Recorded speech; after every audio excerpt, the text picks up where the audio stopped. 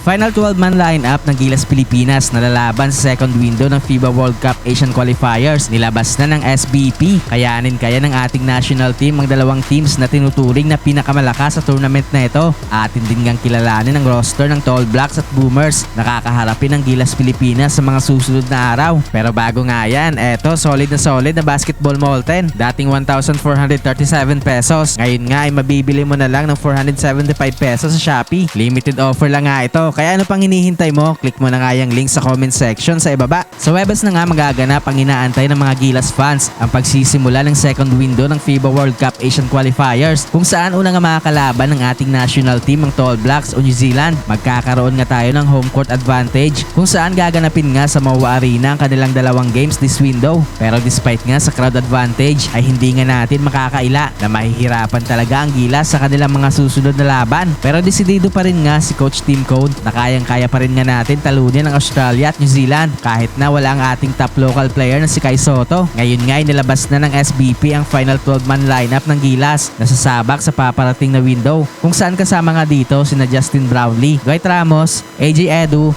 Kevin Cambao, Carl Tamayo, Junmar Fajardo, QMB, Calvin Oftana, Scottie Thompson, CJ Perez, Juan Gomez Diliano at Chris Newsam. Ang tatlong players nga na natanggal sa pool ay sina Justin Baltasar, Troy Rosario at RJ Abarientos. Balik naman nga sa Gilas lineup itong si Juan Gomez Diliano matapos itong hindi mapasama sa Final 12 roster noong nakaraang window. Solid pa rin nga ang nabuong lineup na ito ni Coach Tim Cone kung saan malakas pa rin nga ang ating mga bigs kahit na hindi maglalaro si Kai Sotto. Sa magiging lineup naman nga ng New Zealand, kasama nga dito sina Taylor Britt, Max Darling, Carlin Davidson, Tyrell Harrison, Alex McNaught, Sam Menenga, Tain Moray, Jordan Ngatay, Keanu Rasmussen, Tohe Smith-Milner, Ruben Tirangi at Yanni Wetzel. Meron nga ditong 7-footer player ang Tall Blacks kay Tyrell Harrison. Isama mo pa dyan ang kanilang isang 6'10" na si Yanni Wetzel at dalawang 6'9" na si Tohe Smith-Milner at Sam Menenga. Naging standout nga sa last 2 games ng New Zealand kontra sa Australia itong si Sam Menenga kung saan nag-a-average nga ito ng almost 17 points per game. Sobrang lakas nga sa ilalim ng big man na ito kaya naman isa nga ito sa mga dapat pagtuunan ng pansin ng Gilas Pilipinas. Sa magiging Final 12 roster naman nga ng Australia, kasama nga dito sina Isaac White, Rainy Smith, Tom Wilson, Sam Froling,